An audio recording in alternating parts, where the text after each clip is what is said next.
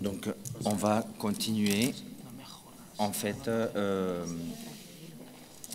donc, comme vous avez déjà compris, c'est le troisième jour et évidemment, on alterne différents types d'interventions, hein, donc de spécialistes en littérature, en art, et aussi des témoignages et aussi témoignages d'artistes et aussi d'activistes. Donc, voilà, alors c'est dans ce sens qu'on a avec nous la Sendra Ninja. Et alors c'est José Luis Iniesta qui s'est chargé de préparer cette rencontre. Donc José Luis Iniesta, il a fait les Beaux-Arts, il collabore avec notre groupe de recherche et c'est lui qui est à la base de la conception graphique de tout ce qui est l'affiche, le programme. Donc il a fait un grand travail, il s'est vraiment impliqué et j'aimerais exprimer ici notre reconnaissance par rapport à son travail. Et c'est vrai qu'il est venu donc à Paris au mois d'août et c'est lui qui a réussi hein, d'avoir ce contact avec la Sendra. Et c'est depuis ce moment-là qu'on a décidé de l'inviter hein, pour qu'elle vienne à Valence. Et ce soir, donc, on pourra encore pour la clôture. Donc, elle va nous montrer, pour les personnes qui ne connaissent pas, pour ceux qui connaissent peut-être, ce que c'est que le voguing. Elle va nous expliquer, disons, les deux dimensions aussi du voguing. Hein. Donc, disons, la dimension, évidemment, plus festive, mais en même temps, la dimension politique hein, qu'il y a derrière cette pratique de la danse. Hein. Mais comme elle va vous expliquer, je ne veux pas avancer d'autres détails. Donc, je vais voir si, entre-temps, parce qu'ils ont préparé pour pour la... Qu'est-ce que tu veux que je me mette à côté?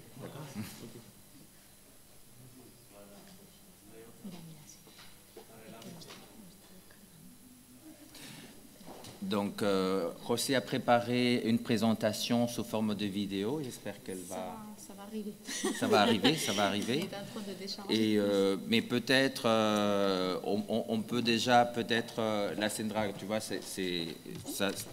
on n'a pas vraiment structuré la chose, mais entre-temps, peut-être tu pourrais dire 3 mots sur qui tu es, comme ça, tout simplement, parce qu'on va revenir sur certains aspects, mais peut-être comme ça, le temps que le problème technique se résolve. D'accord? Tu peux nous... Oui, comme ça, tu appuies, c'est bon. Bonjour tout le monde déjà. J'espère que vous avez bien dormi. Donc moi c'est la Sendra, donc avant la Sendra Ninja, donc la Sendra. Donc je suis ce qu'on appelle the pioneer, the mother of the mothers.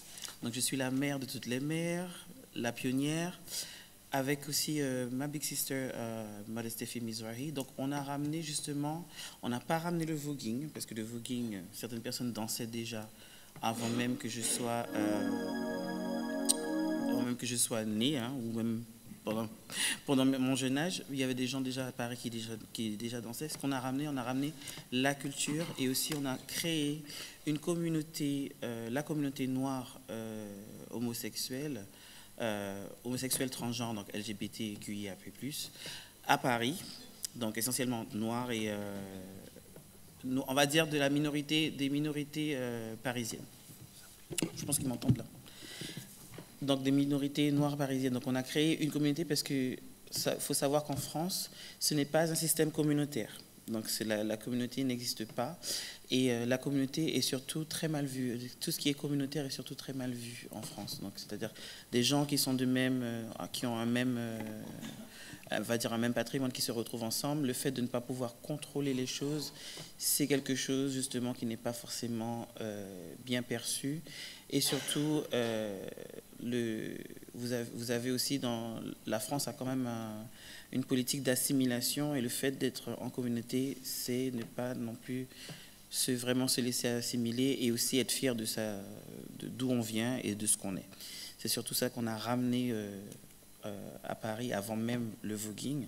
C'est justement, on a fédéré des gens ensemble. On a aussi ouvert les yeux sur certaines choses qui se passent à Paris, c'est-à-dire le racisme, la discrimination, ce qui n'est pas forcément visible en tant qu'afro-descendant ou afro-descendante ou enfin de la diaspora, puisque à Paris vous retrouvez aussi bien des gens d'Afrique, mais aussi vous retrouvez des gens comme moi-même d'Amérique latine ou de la Caraïbe, ou parfois même des États-Unis, qui se retrouvent aussi sur un même territoire et qui ont un lien commun entre eux, mais qui ne savent pas justement parfois l'exprimer et qui ne savent pas non plus, parfois ne connaissent pas leur histoire.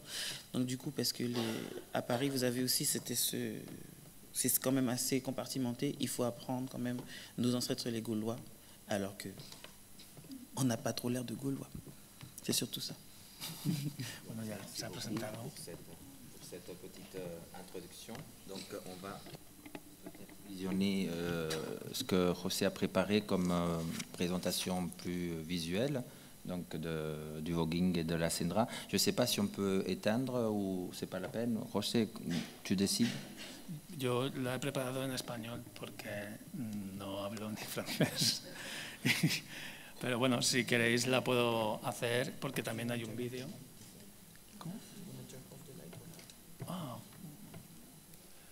Podéis apagar las luces a lo mejor si queréis. Bueno, no sé, como veáis. Pero ¿quieres hacer primero el vídeo? No, primero la presentación, si quieres, ¿vale? Donc, il va faire d'abord la présentation. Je ne sais pas si c'est la peine de traduire parce que comme on n'a pas trop de temps, je crois qu'on peut, vous allez comprendre ce qu'il va nous dire et après avec les images, si on traduit à chaque fois, je crois que ça va nous prendre beaucoup de temps. On va voir avec la présentation en espagnol, avec les images et après l'entretien ou les questions, je vais traduire. Hein. Bueno, vamos.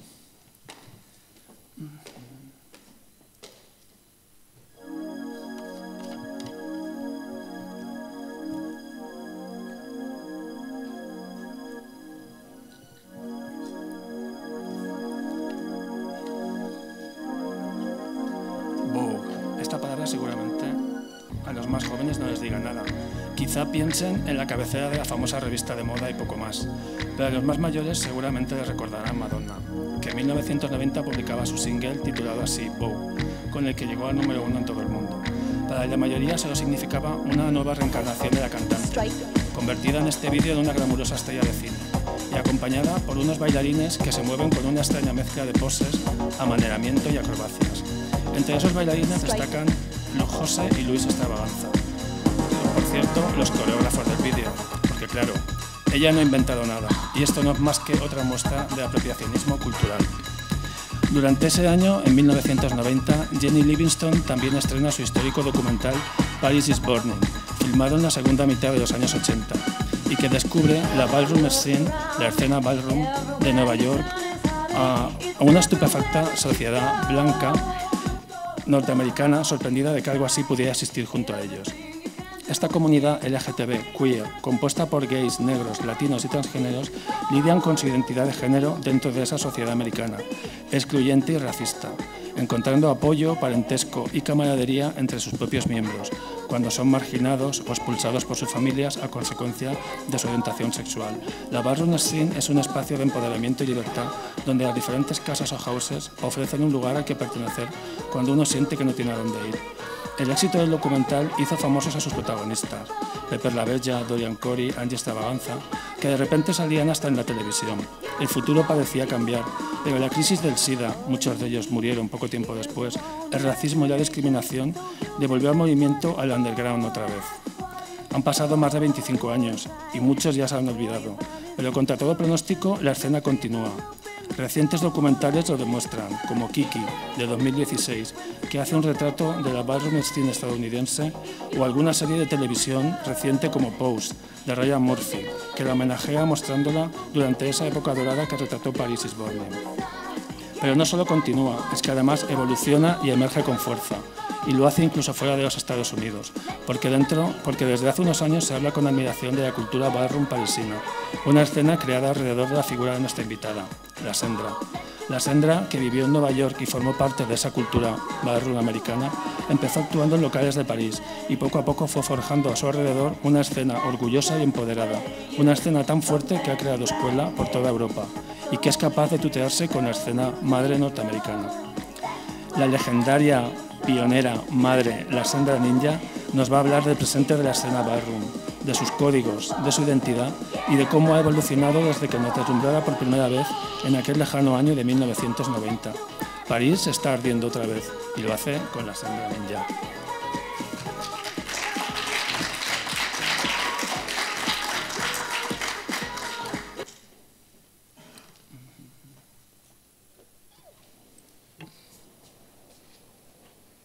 On m'entend? Oui. Donc, alors, le voguing. Donc, on va commencer comme ça, puisque bon, on n'a pas beaucoup de temps. Donc, du coup, je vais faire un condensé. Je ne sais pas si vous m'entendez. C'est bon? Donc, je vais faire un espèce de condensé assez rapide. Mais surtout, je voulais dire un petit truc. C'est qu'il a dit que la danse, elle est née dans les années 70. En fait, non. La danse, elle est née bien avant. C'est juste qu'elle ne prend le nom de voguing qu'à partir des années 70. Mais sinon, ce sont des gens qui dansaient déjà, cette danse était déjà là depuis les années 50 même 40. Les gens déjà dansaient déjà comme ça, donc il n'y avait pas, voilà. Ensuite, Madonna n'a pas inventé le voguing, voilà. Elle s'en est servie comme un tremplin, puisque bon, alors pour la petite histoire, elle a juste vu ça en boîte, et elle s'est dit, ah, c'est magnifique, c'est trop bien, donc du coup, elle a fait comme ça. Ce qu'on peut dire, c'est qu'elle a quand même utilisé des gens de la communauté dans son clip qui ont fait aussi la chorégraphie. Donc on ne peut pas non plus dire qu'elle s'est quand même réapproprié un mouvement, puisqu'elle ne s'est pas réapproprié un mouvement. Elle s'est servie de ce mouvement pour un tremplin, mais par contre les médias lui ont donné le crédit d'un mouvement, de création d'un mouvement, alors qu'il était là avant même qu'elle-même soit aux États-Unis. Donc le voguing n'est que la danse de la ballroom scene. Donc la culture en elle-même. La culture en elle-même s'appelle la ballroom scene. Donc dans la ballroom scene qui a été créée par les transgenres, donc les transgenders, les transgenres, donc ce qu'un transgenre veut dire qui englobe transsexuel et aussi drag, voilà, donc travesti. Donc ces filles-là, au départ, donc c'est une culture qui naît quand même de la discrimination et du racisme au sein même de la communauté LGBT, puisque les Noirs et les Blancs étaient ensemble au départ, mais alors ça commence par des concours de pageantry, dans des concours de beauté, et justement dans ces concours de beauté, les Noirs ne gagnaient jamais, même si elles devaient passer, ne gagnaient pas, tout simplement parce qu'elles ne faisaient pas partie des critères de beauté caucasiens, tout simplement. Donc, à un moment, et c'est même documenté, vous avez une femme, une transgenre qui s'appelle Crystal LaBeija, qui va créer la première house qui s'appelle la House of LaBeija, qui va justement faire cette scission.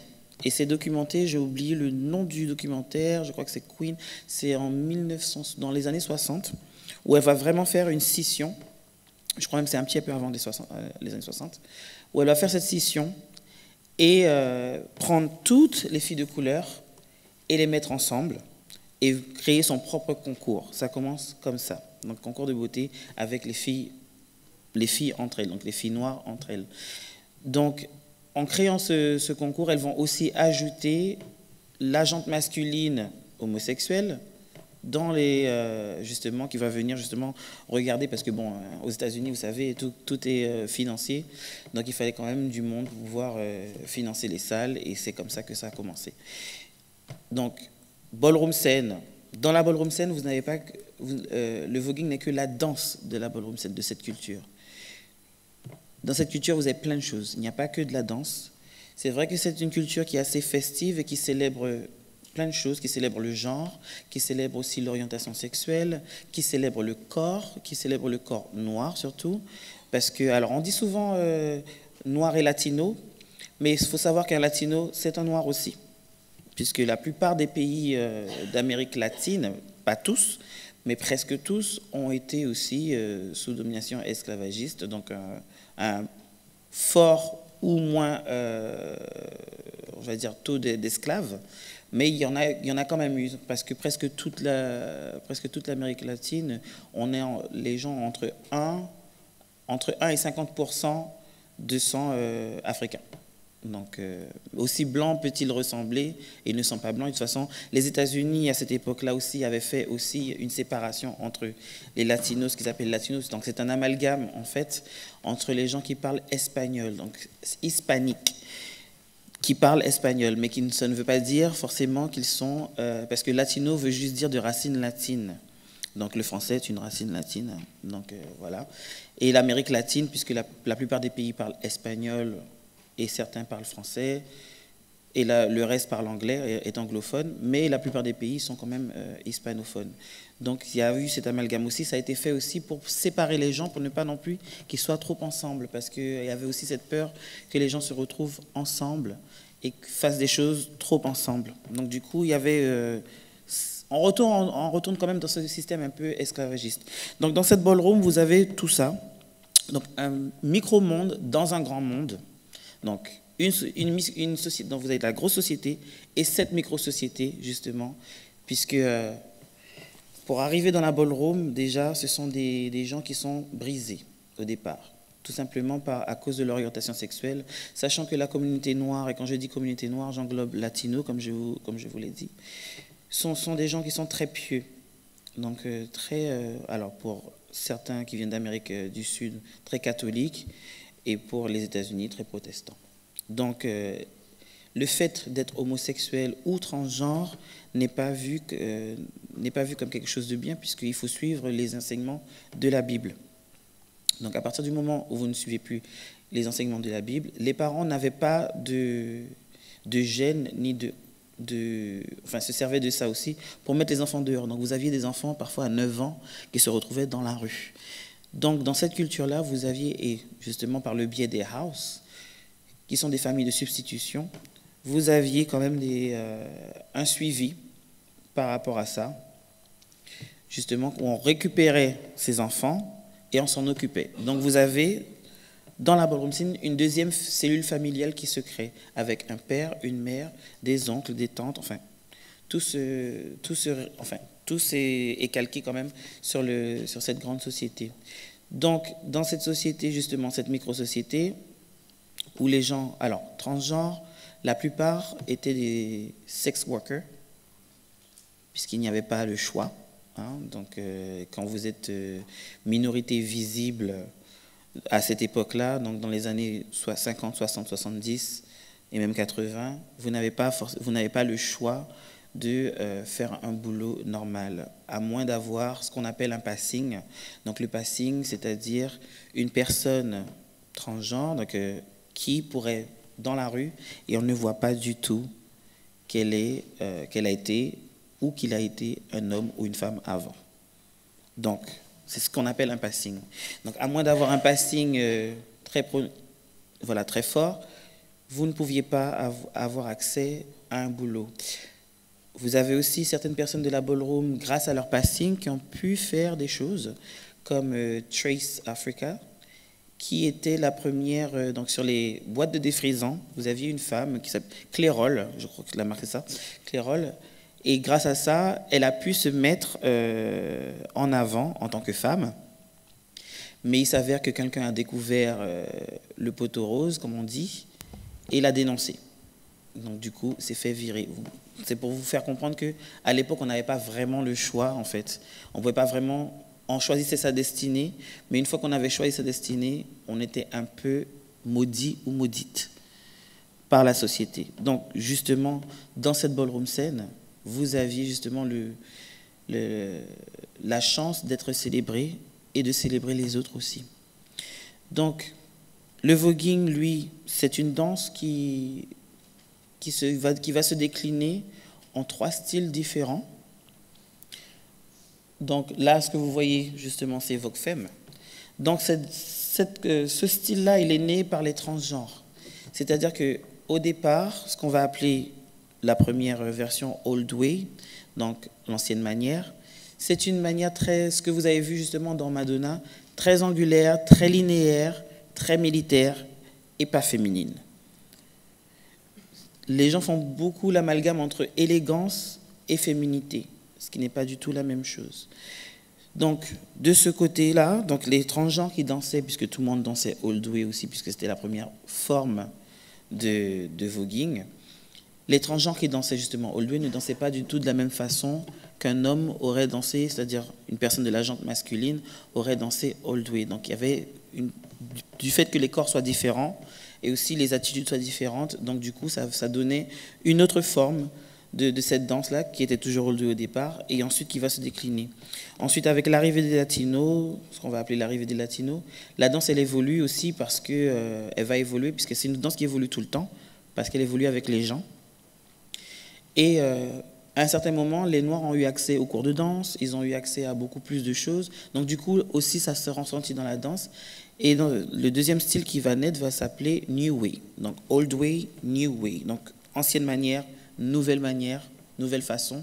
Et justement, New Way, c'est un peu la version extrême de Old Way, où vous avez justement de la contorsion. Donc, je ne sais pas si on a pu avoir des vidéos, mais je pense qu'on n'aura pas le temps de les voir, mais ce n'est pas grave. Donc, la contorsion, ça reste de la danse, mais il y a beaucoup de contorsion. C'est beaucoup plus fluide, justement, que le premier style, mais ce n'est toujours pas féminin. Et vous avez le troisième style, qui va s'appeler Vogue Femme. Vogue Femme, femme, F-E-M, le F-E-M qui veut dire justement femininity, female, femme, voilà. Puisqu'en anglais, le mot femme, on n'a pas cette prononciation, puisque les gens disent femme. Donc, il y a quand même cette aspiration aussi à la haute couture, à quelque chose on essaie quand même on aspire à avoir ce genre de choses-là. Donc, du coup, il y a aussi cette dimension de fashion aussi dans la danse, mais aussi dans la ballroom en elle-même, vous avez aussi cette notion justement de mode. Donc ce style-là, qui va devenir le style le plus populaire aujourd'hui, qui est le style le plus populaire aujourd'hui, qui est le style qui est le plus demandé. Pourquoi? Parce qu'il est beaucoup plus acrobatique. Et il y a une espèce alors comparé aux deux autres styles qui sont beaucoup plus rigides, celui-là est beaucoup plus fluide, mais aussi beaucoup plus libre. C'est-à-dire qu'on pourra rajouter d'autres choses, d'autres influences, beaucoup plus facilement que dans les deux autres styles précédents. Cette danse-là va aussi devenir populaire parce qu'il y a deux entités dans ce style. Donc, le premier, bon, ne m'en voulez pas, c'est la terminologie, hein, qui s'appelle soft and cunt. Je ne traduirai pas cunt. Hein. Et une autre version qui s'appelle dramatique. Donc, soft and cunt qui est beaucoup plus doux et précis, et dramatique qui est aussi précis mais qui est beaucoup plus acrobatique. Donc, ce que vous voyez en général, donc, la personne qui est derrière en rose, elle est soft. Et la personne qui est devant va être beaucoup plus dramatique. On le voit dans les énergies. Les énergies sont complètement différentes. Donc, dans tout ce style, il va aussi devenir populaire aussi grâce à la télé. Puisque la télé va aussi s'emparer de ce mouvement. Donc, la télé non seulement s'empare de la danse, mais la télé aussi s'empare aussi du lexique. C'est-à-dire que toutes les chansons que vous entendez aujourd'hui, toutes les expressions que vous pouvez avoir dans les chansons viennent de cette communauté. Donc, shade, shady, read, reading. Donc, c'est des trucs que vous pourrez retrouver dans les chansons aujourd'hui, depuis les années 90. Parce que les gens... alors, pourquoi? Tout simplement parce que les gens de cette communauté beaucoup sont les coiffeurs, les make-up artists de beaucoup de stars. Donc, le parler se retrouve justement dans les chansons et tout le monde trouve ça cool aussi d'avoir... Vous savez, il y a une expression que les artistes disaient « I have my handbag ». My handbag, c'est mon sac à main. Mais ils parlaient surtout de leurs copines gays, puisqu'ils étaient très fun. La façon de parler, la façon de dire les choses. Et surtout, comme c'est beaucoup de... Alors, aux États-Unis, vous n'avez pas de créole. C'est de l'anglais. Mais seulement dans la ballroom, c'est-à-dire que l'anglais, les mots vont être détournés de leur fonction première et vont vouloir dire autre chose. Par exemple, shade, donc shade c'est de l'ombre, ou c'est aussi les lunettes, mais shade ou shady, qui va devenir un peu un verbe, veut dire faire de l'ombre à quelqu'un, être un peu mauvaise. C'est ça. Reading, donc read, la lecture. Reading, read someone, c'est critiquer quelqu'un. Critiquer quelqu'un méchamment. Donc vous voyez, et vous retrouvez justement ce genre, ça sont des petits exemples.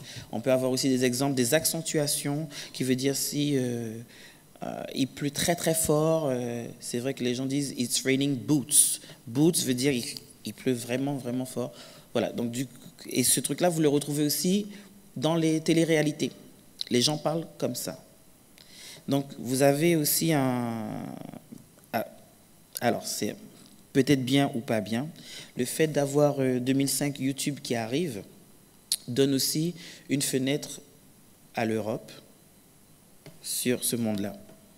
Donc moi, quand j'arrive à Paris, 2005, c'est à l'année où YouTube arrive, c'est là que les petites étaient intéressées. Moi, j'étais déjà dans la ballroom avant, donc j'ai commencé à 12 ans. 98, en allant justement en trichant, en faisant le mur et en allant en club avec des amis qui étaient beaucoup plus âgés que moi.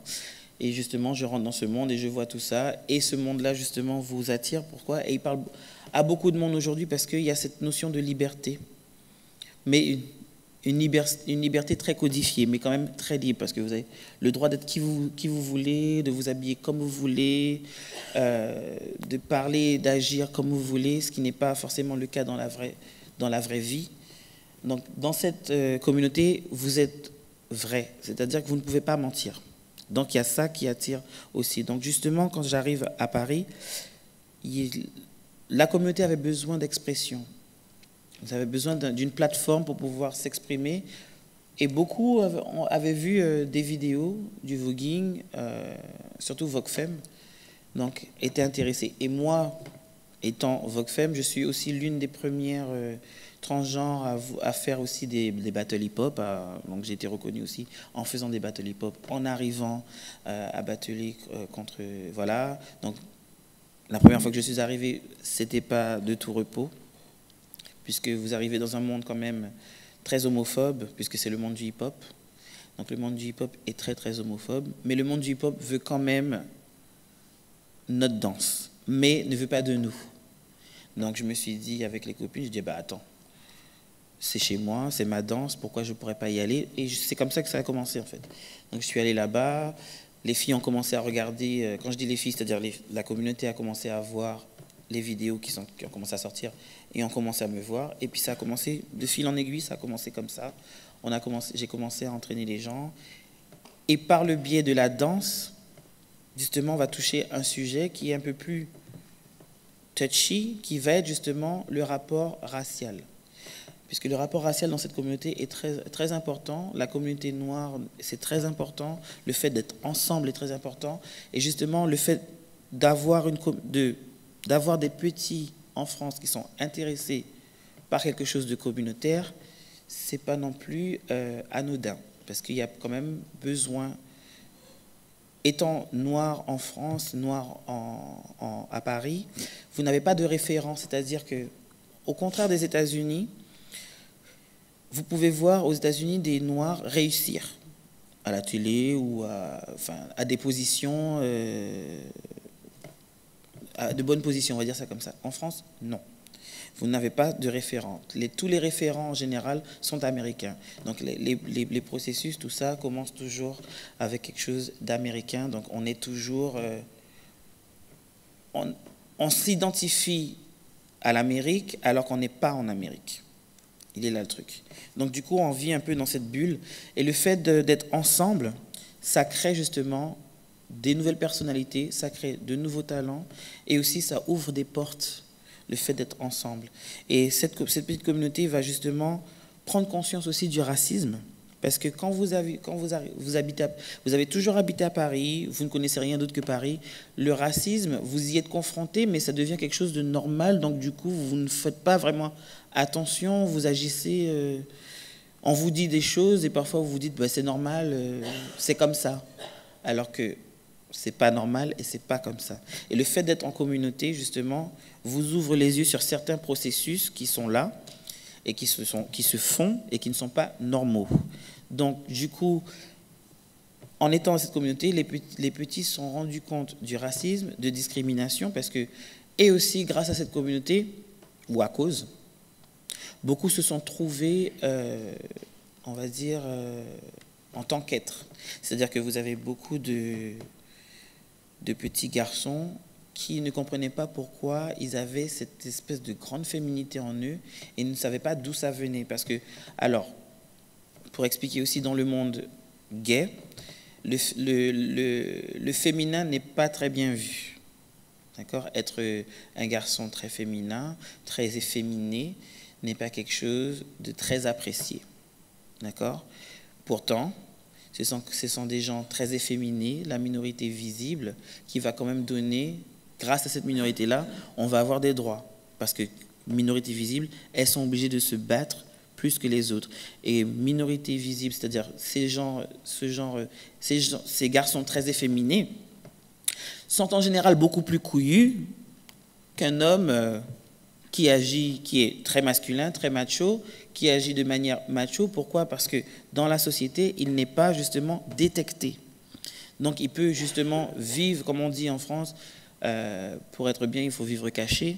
Donc il peut vivre comme ça, tandis que d'autres ne peuvent pas vivre comme ça. Donc elles vont justement se battre. Et justement, grâce à cette communauté, d'autres petites vont se rendre compte qu'elles ont besoin, elles ont une grande part de féminité qu'elles ne comprennent pas d'où ça sort. Et beaucoup, grâce à cette communauté, vont se trouver et vont dire, en fait, j'ai compris, je suis une femme. Et là, justement, vont enclencher un processus de transition pour certaines, d'autres non.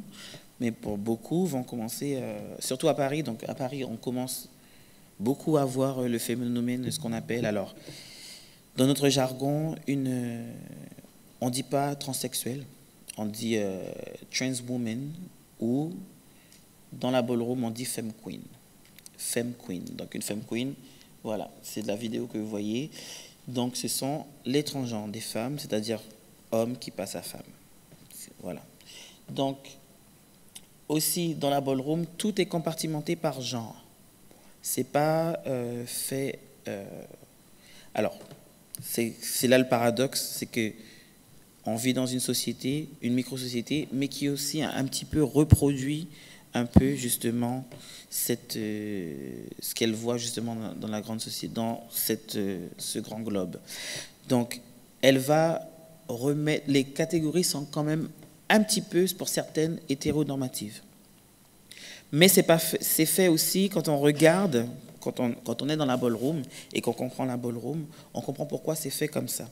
C'est-à-dire que en général, dans les battles, donc les battles se font à deux en même temps, ce qui est différent du hip-hop. C'est une culture qui est complètement différente du hip-hop.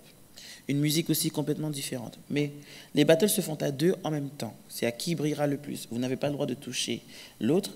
Et aussi, ça va être compartimenté par genre, c'est-à-dire femme queen avec femme queen, cis women avec cis women, et ce qu'on appelle les hommes, les butch queens, donc les hommes, butch queen avec butch queen. Il est très rare que ces catégories soient ensemble. Pourquoi ? Tout simplement parce que si je mets femme queen contre butch queen, physiologiquement parlant et physiquement parlant, ce n'est pas du tout la même force. Puisqu'il y a un processus qui a été enclenché justement de transition chez les femmes queens qui fait que avec les hormones et tout ça, ce n'est pas du tout la même chose. Aussi, la féminité chez les trans est beaucoup plus accrue.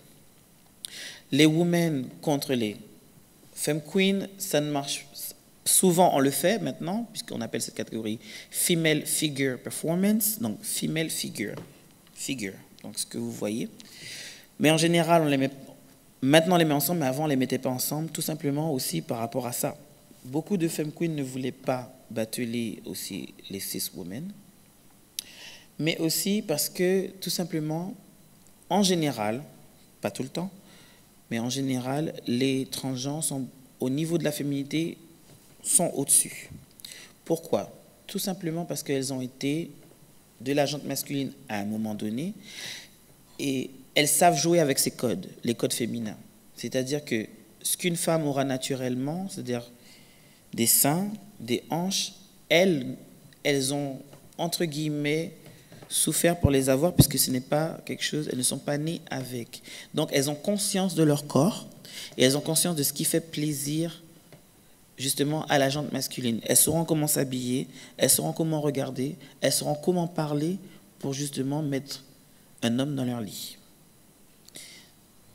C'est comme ça. Donc c'est une danse qui est quand même très, très, très extrêmement féminine.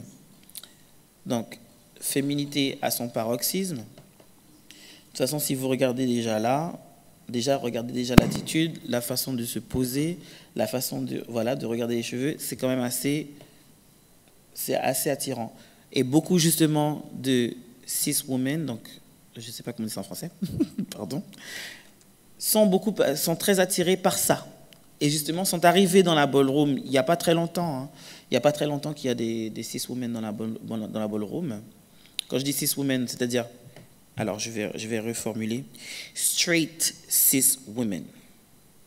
Voilà, plus comme ça. Puisque dans la ballroom a un panel, vous avez aussi les lesbiennes, puisque les lesbiennes, les trans men, voilà, tout ce panel-là. Mais straight cis women arrive plus tard, il y a à peu près dans les années 2000, voilà. Elles vont arriver et justement sont très attirées par justement ce côté très féminin, ce côté aussi, parce que c'est quand même un côté, quand vous regardez la danse, c'est quand même, il y a une espèce de liberté qui exude des corps, le fait de, voilà, vous voyez, et aussi ce qu'on appelle le shade, donc être shade pettiness, donc être mauvaise, un peu méchante. En fait, être une garce, tout simplement. Voilà, donc vous avez un peu ce côté théâtral qu'on ne peut pas justement avoir dans d'autres danses. On ne peut pas être garce dans d'autres danses. Par exemple, dans le hip-hop, on ne peut pas être vraiment féminine dans le hip-hop parce qu'à partir du moment où vous êtes trop féminine, tout de suite, vous êtes cataloguée de prostituée, de pute et tout ça, et j'en passe. Vous ne pouvez pas non plus... Il y a parfois... Et je comprends aussi pourquoi elles veulent rentrer aussi, et pourquoi elles rentrent dans la ballroom. Il y a beaucoup de pression, justement, à l'extérieur. Donc, justement, en rentrant dans la ballroom, elles trouvent un endroit où elles peuvent aussi, elles aussi, en tant que femmes, s'exprimer, exprimer leur féminité sans que ça soit vu comme quelque chose de forcément sexuel. Parce qu'il y a aussi ce petit truc aussi, alors pour les communautés noires et en général, puisque les danses que nous créons, que nous avons créées, même les musiques, au départ sont vues comme quelque chose de souvent très sexuel. Le fait de bouger son bassin et de bouger ses fesses, pour l'Européen, pour le Caucasien, c'est quelque chose de très sexuel. C'est toujours, on est en demande de sexe. Alors que non, c'est une façon de s'exprimer. Parfois, c'est juste une façon de danser. C'est vrai que ça peut être parfois très subjectif, mais ça ne veut pas dire qu'on a envie de se faire défoncer juste après. C'est surtout ça. Donc, et dans cette communauté, le fait d'être libre de faire ça sans qu'une personne ait forcément une arrière-pensée parce que vous vous êtes exprimé sur le dance floor, c'est pour ça que les gens, elles arrivent justement dans cette communauté. Cette communauté aussi célèbre justement ce qu'on appelle... Alors, il y a beaucoup de films qui s'en sortent... Enfin, des séries et des films qui sortent justement à propos de la ballroom. Et il y a cette catégorie qu'on trouve dans la ballroom qui fait fureur, qui s'appelle realness. Donc, le realness, c'est le passing, ce que je vous ai expliqué tout à l'heure. Et dans la ballroom, on célèbre ça. Alors, ça peut être très tendancieux pour certaines transgenres qui ne sont pas de la ballroom et qui ne comprennent pas cet univers, parce que beaucoup de transgenres qui sont extérieurs à la ballroom, et je dirais beaucoup de transgenres blanches, trouvent que cette catégorie est très misogyne. C'est les termes qui ont été employés quand je suis parti au Mexique dernièrement, où les filles trouvaient cette catégorie très misogyne parce qu'elles disaient pourquoi nous sommes des trans women et pourquoi on devrait ressembler à une cis woman. Alors, on ne vous dit pas de ressembler à une cis woman, on célèbre justement ce passing, puisque à une certaine époque, il fallait justement pour être reconnu justement dans cette société et pour pouvoir vivre sa vie en tant que femme sans être harcelée, battue, tuée, le passing était très important. Donc, on célébrait les filles qui avaient un passing. Mais quand je dis on célébrait les filles, c'est-à-dire que si toi tu penses que tu es real, voilà, tu viens à la compétition, personne ne te dit oh tu es real, vas-y. C'est toi qui prends la décision. À partir du moment où tu prends la décision de rentrer sur le dance floor, tu prends aussi conscience que tu vas être jugé, puisque vous avez un panel de juges, et tu vas être jugé comme vous êtes jugé dans cette société. Alors après, les critères de ballroom sont différents que de la société normale, mais c'est pour ça que je disais tout à l'heure qu'il y a quand même quelque chose qui reprend de la société normale et qui est quand même revu, qu'on revoit justement dans la ballroom. Alors c'est bien ou c'est pas bien, j'en sais rien, mais c'est comme ça. Donc on célèbre ce genre de personnes. On célèbre aussi la masculinité, justement, avec realness. Donc vous avez aussi ce qu'on appelle thug realness. Donc thug, qu'est-ce que c'est que thug? Thug en français, si je pourrais traduire ça par racaille. Voilà. Gangster, dealer, enfin bon, voilà. Parce que, tout simplement, ces catégories sont juste le reflet de la vie de ces gens-là. Pourquoi? Ces gens, la plupart, viennent de ghettos. Dans le ghetto, le moyen de survivre, certains sont des dealers, certains cassent des gueules. Voilà. Vous avez tout ce type de personnes. Et justement, on célèbre ces gens-là parce qu'ils ont un passing, c'est-à-dire que quand on les regarde, on ne voit pas justement qu'ils sont PD. Alors PD, dans le cliché, puisque dans le cliché de cette société, dès que vous êtes efféminé, voilà, vous êtes forcément PD. Des gens qui n'ont pas forcément ce profil-là, pour certains, on va dire qu'ils se cachent, alors que pas forcément. On célèbre justement l'être de la personne. C'est-à-dire que dans la ballroom, vous êtes comme vous êtes. Et vous avez encore justement le realness, donc ça c'est le realness, et une catégorie qui est née de cette catégorie qui s'appelle realness with a twist. Alors là, c'est vraiment la catégorie qui fait fureur dans tous les médias. Pourquoi? Parce que ce sont des hommes, justement, thug realness, des gens, ce qu'on va justement qualifié de très macho, de l'homme dans toute sa virilité. Et justement, le twist, c'est juste qu'on va le voir changer et justement danser et faire Vogue Femme. Donc une danse très féminine et qui est très justement, et cette catégorie attire beaucoup les gens parce que il y a ce côté un peu schizophrénique d'arriver et d'être une personne et la minute d'après de changer et d'être une autre personne. Donc ça attire beaucoup les gens, ça attire beaucoup les gens, et les gens se voient aussi, beaucoup d'hétéros se disent ah ben moi aussi je peux faire ça, qui viennent dans la ballroom, parce que maintenant vous savez que la ballroom est quand même assez ouverte sur certaines choses parfois, et vous avez des balls qui sont ouverts à tout le monde. Donc du coup vous avez aussi des hétéros qui arrivent et qui se disent eh ben, moi aussi j'ai envie de faire ça, moi aussi je peux faire ça, moi aussi j'ai accès à ceci, moi aussi j'ai accès à cela. Et c'est à partir du moment où vous commencez à dire non, là tu ne peux pas parce qu'il y a telle chose, si tu veux rentrer là, il faudra, voilà. La ballroom n'exclut pas les gens, mais à partir du moment où vous voulez rentrer dans la ballroom, vous devez absolument faire partie du combat contre la société qui justement a maintenant encore plus, qui est justement contre l'homosexualité, contre les transgenres, et vous devez justement faire partie de ce combat-là. Si vous êtes là juste pour vous amuser, parce que c'est vrai qu'on voit que le côté festif, mais la ballroom n'est pas festive au départ, puisqu'elle naît quand même, comme j'ai dit, discrimination et racisme, donc ce n'est pas quelque chose de festif au départ. Donc ça devient festif après, parce que c'est par le biais des festivités, justement, qu'on fait passer certains messages. Donc en conclusion, puisqu'on sera obligé de terminer, la ballroom, communauté, alors créée par les transgenres de la communauté noire, qui maintenant qui est ouverte un peu sur le monde. Mais comme je l'ai dit au départ, tous les gens qui rentrent dans la ballroom ne sont pas interdits de ballroom. Mais si on veut rentrer dans la ballroom, et si on a un tant soit peu de respect aussi pour les choses qui se font, on rentre aussi complètement dans les choses. C'est-à-dire qu'on ne choisit pas juste un truc qui nous plaît et puis on laisse le reste à la porte. C'est-à-dire qu'à partir du moment où on met un pied dedans, on embrasse le tout, et le bon comme le mauvais. Voilà.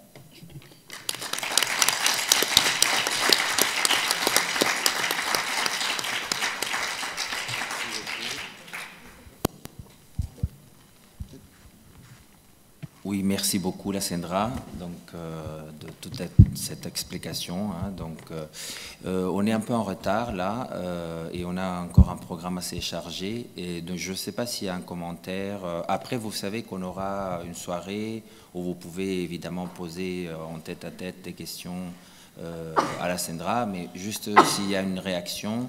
Sinon, on fera une petite pause, mais si quelqu'un veut commenter quoi que ce soit, c'est le moment, 1 minute ou 2.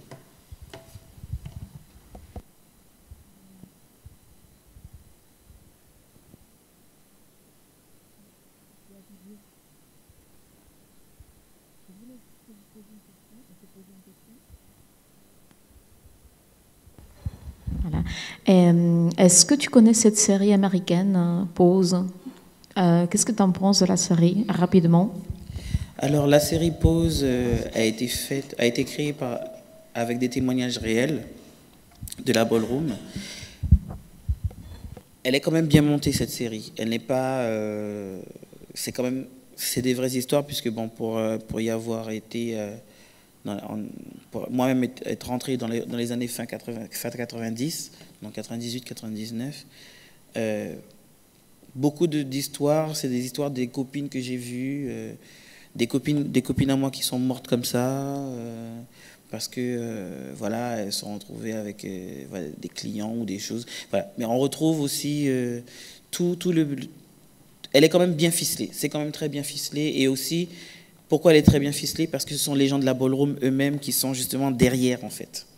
Donc vous avez des gens justement qui ont aidé à écrire, et je parle des gens de la ballroom qui ont vraiment aidé à écrire et qui sont consultants sur cette série. C'est pour ça qu'elle est quand même bien faite.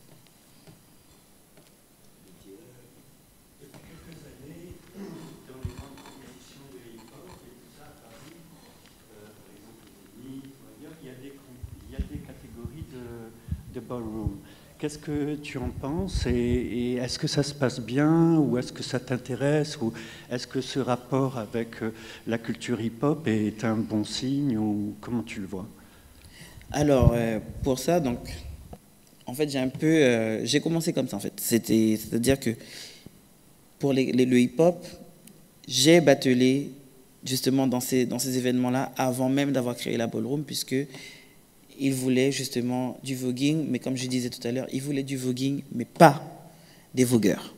C'est-à-dire qu'ils avaient une vision très édulcorée de la danse, parce que souvent, c'est vrai qu'on regarde des vidéos, mais toutes les filles qu'ils ont vues, c'était des transgenres, sans savoir que c'était des transgenres. Ils se sont dit, ah, c'est une danse très sexy, ah, elles sont trop belles les meufs, ça donne trop envie, on va faire ça.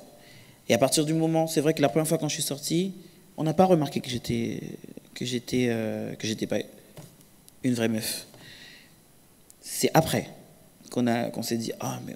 Et du coup, j'ai ouvert les portes sur ça. Vous pouvez aussi trouver mon nom dans certains, justement, par rapport à ça, dans certains livres où ils parlent justement de voguing, ou justement, j'ai ouvert la communauté de la danse à cette autre forme. Ensuite, pour revenir à ta question, je ne trouve pas que ce soit bon. Pour l'avoir vécu, je ne trouve pas que ce soit bon. Pourquoi? Tout simplement parce que ce sont des gens qui ne comprennent pas du tout notre réalité, qui ne comprennent tout ce qu'ils voient. Ils voient juste quelque chose de fun, bankable, et c'est un peu le zoo en fait quand vous arrivez. Hein. C'est un peu le zoo, et puis tout le monde se dit « Ah, mais c'est trop bien quand les vogueries sont là, il y a une sacrée énergie. » Oui, il y a peut-être une sacrée énergie, mais en fait, les gens essaient juste de capitaliser sur quelque chose, en fait.